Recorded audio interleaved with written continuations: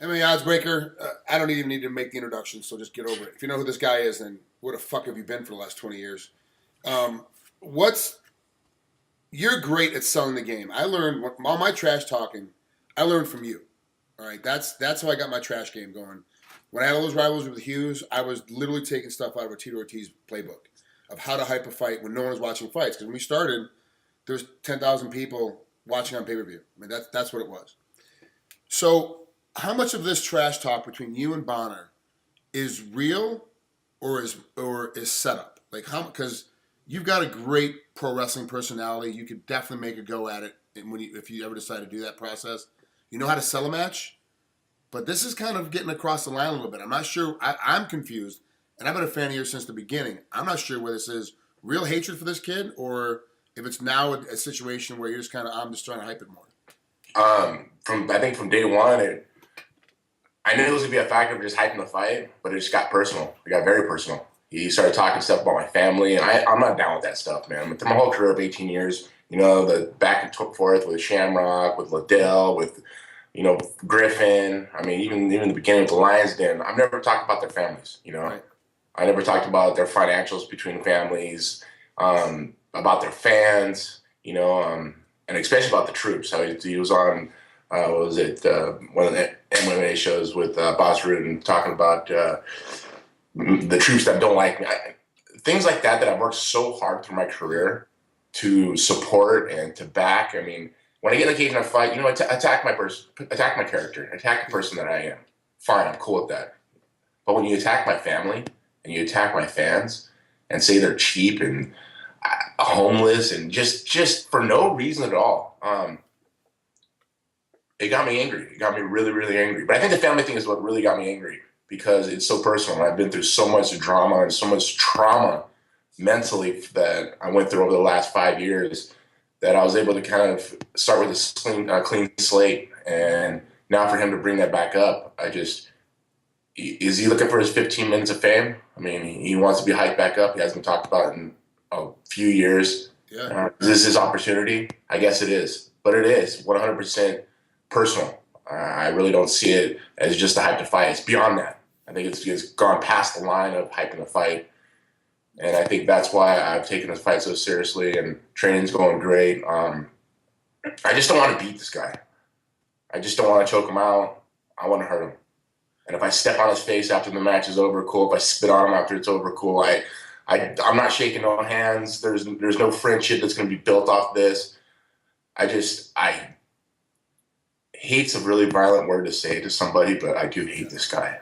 Well, that's fair enough because there's you can count the people you hate in MMA on one hand, and if you add one more guy to it after an 18-year career, there's not that many people, and we're in a violent, do hurt to each other sport, and 95% of the time when the fight's over and the hype's all done, it's hugs and kisses. Let's go buy a beer. We're competitors. We're done. This one, if this guy is a guy that you really hate and once you want to put him on that list, then by all means you deserve to have a guy on that list, especially. For how long a career you've had and how much you mean to the sport. Now, with Dana coming out, he comes out and goes, why let Stephan Bonnar go to Bellator? Well, obviously go beat Tito's ass. Does that play into factor at all, or is that still just Dana talking like Dana talks? It's Dana talking like Dana talks. That plays a factor, of course, because when I shut him up, I look at Dana, I go, haha, yeah, your henchman didn't work. I really just...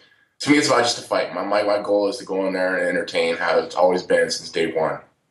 This Bonner guy is going to be on, the back end of what's going to happen. Yeah. I'm ready to fight. I want to fight. It's not I got to get through this fight. How am I going to get through this fight? I'm really bored with this. I really don't want to do it that much longer. No, I want to fight. I'm hungry. I want to get another world title. I'm in the gym every day, putting 6 days a week, 2 training sessions a day. My mind's right, my body's right, everything at home is perfect. I'm hungry. I really I want to compete. I want to show the skills that I have, that I still have, that I've always had, without any drama around my life. And now, over the last 9 months, I've been able to do that. Let's talk about the home life for a little bit, because I know every other interview you're getting is like, let's talk about the gym, let's talk about the training, let's talk about the mitt work you're doing. It's as an athlete, it gets boring. Like, who cares about that? Let's talk about home a little bit, because I stalk you on social network, and I stalk your lady on social network. So now I see everything you guys are doing together, and I see the family together. I see your new family unit working together. And it seems like you're so much more, you've always got that same Tito Ortiz smile, but your shoulders are back a little bit more, your chest is puffed out a little bit more when you're doing these things. You seem happier in the photos. Now, I'm not with you every day. I'm not in your home. I'm not hanging out. But it seems like when you're on the red carpet, it seems like when you're taking selfies and family photos, that everything looks like things are going much better. First, let's talk about the twins. How are they doing in school, and how are they dealing with you having to be in practice all the time? Because before, it was Tito and the boys, and that was it. And you had to take care of them by yourself all the time. Now you're in training all the time. How are the boys dealing with that, and how's homework getting done at night? Well, I think the biggest factor is me and Amber, Nicole Miller Dayton. I think that's a huge aspect of my whole life right now. I found someone who I have as a partner, as a best friend, and as a girlfriend. I mean, she's a beautiful chick. Her beauty doesn't even show how strong and beautiful her heart is. I mean, this woman is here for me like no other. I mean, I was a kid growing up that I've always needed a mother. Yeah. My mom wasn't there, my dad wasn't there for me, and I was on survival mode my whole life. I was always looking for someone to take care of me. That I learned how to try to take care of everybody else around me, and that's all I try to do for my whole life, all the way up to Jenna. I try to help Jenna as much as I possibly could, and I kept running into a roadblock that I couldn't help anymore. Yep. So I did some did some therapy, and I talked to my therapist, and he says, you know what, Tito, why don't you try to find someone to help you instead of having you always going out and helping someone else? And it was hard for me to do that. It was a big apple to swallow just to say, God, I'm so used to being the giver, yep, that I kind of had to find someone to help me. And Amber, me and her, we sat down, we talked, and, we went out a few times, and I had knee surgery where I got my ACL redone. And she's like, do you need me to help you? I go, would you? And she goes, yes. She took a month off of work. She came out and took care of me for a month. I've never had anybody take care of me ever like that in my life. And this woman is a giver, and she's helped me so much up to that point. And I was like, wow, this is really a cool chick. And I wanted to be single. I just came out of a marriage for 12 years with my ex-wife, and then I was single for 6 months, and then I was together with Jenna for, almost 7 years. Yeah. So it was like I wanted to be free, but then I'm old. I'm 39 years old, man. I'm not a kid anymore. I'm not a 22-year-old kid that could be running around partying, doing all these things. I got kids. I got responsibilities. I got these things that I got to really man up and take care of, and it's my children. And I really seen the life that Amber lived of, always talking to her parents, her mom, her dad, her grandma, her grandpa, always on the phone with them. And you see the qualities of a woman by that. And she was very responsible. And I said, you know what? I'm going to start bringing around my kids. And I started bringing around my kids, and I just see the love that she gives to my children. And it's amazing because it's very scary to bring someone into your children's life knowing that what if there could be a day that she leaves? Just that awkward feeling of not sure what's going to happen. But then as the time goes on, the months went on, it just got stronger and stronger and stronger, where we never fight. We never have a disagreement. Right. Once in a while, not really a disagreement. It's just like, okay, all right, we just go back and forth. We're good. And when you do argue, there's always the underlying thing of something else. Like one of you was hungry, one of you was tired, one of you had a bad day that was totally separate from the relationship, whatever it was, like a bad day at work, whatever. And then it comes in, and one of you snaps, and the other one snaps, and then it accelerates, and then it decelerates. Yeah, it just gets worse and worse. But I think what it really comes down to is insecurities. Yeah. If people have insecurities is what's the most hindering thing they can have on a relationship. She has zero insecurities. Yeah. And it makes me have zero insecurities. I just I don't second guess anything she does. She don't second guess anything I do. Yeah. We respect each other like no other, and I show her respect. I don't disrespect at all. And vice versa. And I think that's the biggest thing in this relationship that makes it so strong is we have no insecurities. Now when it comes down to my children. Isn't it great looking down at your phone and realizing that when she's just saying hi, she's not checking to see where you're at or what you're doing. She's legitimately just saying hi. She's saying hi. Okay, hi back. And how refreshing is that as opposed to someone going, hey, you haven't answered me in 30 seconds. What are you doing? What are you doing? Where are you at? When you coming home? How come it's taking you so long? I'm training. That's the great thing. It's never a question. Nothing's ever a question. It's never a question of what I'm doing, what I'm at, what's going on. It's just, what do you need? You need any help? You want me to do anything for you? And it goes both ways. It's a double-edged sword where we both help each other so well that it just becomes a partnership. It's not a dating thing. It's just not like, okay, cool, we're having great sex and it's fun all the time. It's a relationship that we're partners through things, I think. And do you find that's what yourself sometimes? I've always wanted secure family. I wanted the white picket fence with the beautiful home, nice cars. You know, I came from nothing. People don't understand that. I had zero. My parents were heroin addicts from the age of 6 to 13. I stole. I did everything I possibly could to survive. I survived my whole life. That's why I am where I am right now. I mean, my home is beautiful. My cars are beautiful. My kids are beautiful. I have so much clothes. I remember I had to steal clothes just to put on my back. There'd be years that I would go to elementary school and I'd be wearing the same clothes I wore the year before. They'd barely be fitting me because we couldn't afford that stuff. I had to survive. I have nobody to fall back on. I don't think, okay, I'm going to go to my grandparents or my mom or my dad. I take care of my mom. I bought my mom a house. I pay for her mortgage. I take care of my family and my kids. I want to make sure that I don't have to worry about that. They don't ever have to steal for food. They don't have to steal to put clothes on their back. They don't have to steal to have things, because I did that. And yeah, it made me feel like an asshole doing those things. Yeah. But I think at the end of the day that my person, and I don't know what you can call it, maybe an angel looked over or something that told me that those things were bad, that I shouldn't be doing those things. And I stopped doing them. You know, and when I turned 19, 20, I stopped doing those things. And all of a sudden I started fighting, and then I started making a little money, and I was like, what? Making this little money started to make it a little easier if I train harder. And I trained harder, became the world champion, and I became this became a business. I mean, it was fun all the way up to about 26. Then when I had my first child, I realized that, wow, responsibilities need to take. Jacob, my oldest son, I have to take care of him. And it became a business to me. And a lot of fans don't understand that they see it that, oh, Tito's crying about money and this and that. It's like, one day your career could be over in a blink of an eye, and you have no money, no income, and nothing to fall back on. So I took this personally, that UFC was making millions upon millions upon millions of dollars from my name, and I was begging to make an extra $100,000, begging to make an extra 50 cents in the pay-per-view. And I was painted an image that people saw me as an asshole for no reason. And it was just because I was fighting for my family. I had no one to trust. My whole life, I've never had anybody to trust. The only person I trusted was myself. For me to go outside and trust someone was so damn hard. But then once I got to the point where I did trust people, at the end of the day, I ended up getting burned. Yeah. As I am for this fight with Bonnar. It's just so funny that the way things are turning out, it drives me nuts. But I mean, going back to my children, they're happy like no other. They're doing awesome in school. And people can even look on Instagram and look at the photos we post, and you can see the smiles from a year ago compared to the smiles of today. Even their school pictures. Jesse's like barely even smiling because he's not happy. He wasn't happy. Now he's just like posing, smiling, the biggest smile, the journey, the same thing. And to see that love in their heart, to understand that Amber's giving the love that the kids need is having a female in the home. I made that big step of doing that. It's a huge sacrifice, and it's a sacrifice for their future, to knowing what love from a woman feels like.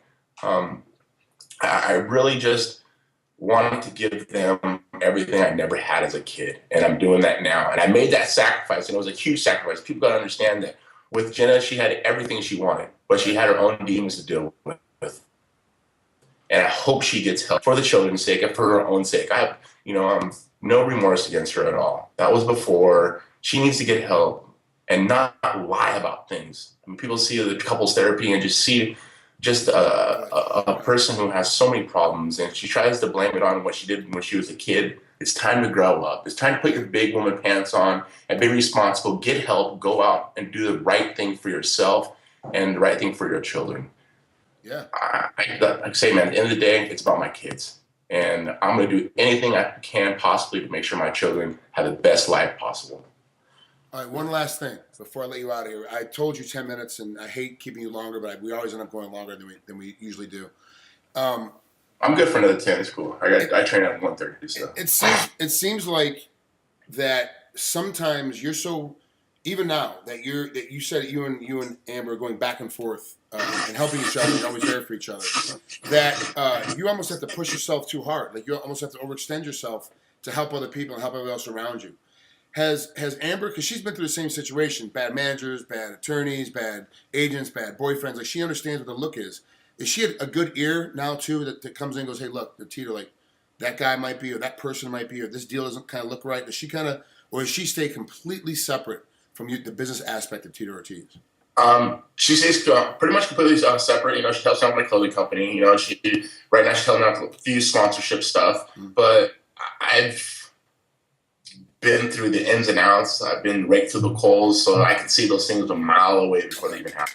You know, George Prasian, my attorney, he's doing an amazing job, and he's the one who watches out for me. He's the one, you know, making sure that the people who are around me, the business opportunities that come about, that he oversees everything, and he just points them out like no other. And this is a man that isn't out for any, you know, deal at the end of the deal where it's like, okay, I'm going to get this out of him because I'm helping him here. No, he's just looking out for me and my family because he's seen the things I went through with my last relationship. You know, he's my neighbor. He lived right across the street from me. He's seen the ups and downs I went through and what I got dragged through. And he's like, whatever I can do can help you. I mean, I'm thankful. He's like a brother to me because he helps me out so much. Yeah, that's huge. It's great having people like that in your world. And Tito, this fight with Stephan Bonnar to me is almost a no-brainer. It's a great matchmaking from a hype standpoint, but the fight to me isn't very interesting because I really don't see any way that you get beat. I just don't. So if I can't find a way for you to get beat, you know, it's like he's not stronger than you. He's not faster than you. He can't hit like you do. He has no wrestling ability. On the ground, he's really good, but your ground and pound is superior to his submission game from the ground. It's like unless he catches some weird clipping, it's like, eh. So the fight to me, the hype to the fight is incredible, and this matchmaking that Bellator is doing for this particular fight is great. But for me, when the actual fight comes along, it's just going to be, I'm going to kind of, okay, Tito's going to win, and I'm just going to sit there and watch it happen and just watch it develop. Because I honestly, I watch fights, I pay attention to fights, I try to break these fights down, and I can't see a way that you lose. So for me, this fight is tough to really watch and get super, super behind because there's no real way for you to lose. Do you see some way that he might beat you when you're at night and you're dreaming and you're thinking about all scenarios of the fight? Is there something that I'm missing when I'm watching tape on you guys? No, I really don't think past the fight. As far as what's going to happen, you know, I know what I have to do for 15 minutes, and I just go to war. You know, he's a guy who'll stand in the pocket and bang. Let's see if he can handle the ferocity that I'm going to bring towards him. I'm not overlooking him. I'm not saying I'm going to crush him and make him look stupid. No, I mean, he's a fighter. Every man has their night. When I wake up on November 15th and get ready to go to war, I'm going to make sure that mentally I know I can do it. Physically, I already know I can do it. You know, we're already pushing ourselves 5-6 minute rounds with 30-second rest. My number one thing has to be cardio. I got to push it. I got to push the tempo and push the tempo and push the tempo and see if he can handle the onslaught that I'm going to give him. I think the anger that has been built up for this fight really has to be contained and secured, so I'm able to have controlled aggression and unleash it on him like no other. I mean, you know, let's see what he can handle when it comes down to fight time. He can talk and bark and ruffle his feathers and puff his chest out as much as he can, but when I get hands on him, let's see if he can handle it. That's Tito Ortiz is fighting Stephan Bonnar coming up in Bellator 131, November 15th, of course, on Spike TV. Tito, as always, man, it's a pleasure. Thanks. Have fun at training camp today, and have fun during that fight, man. It's going to be a great fight to watch. I can't wait to see it.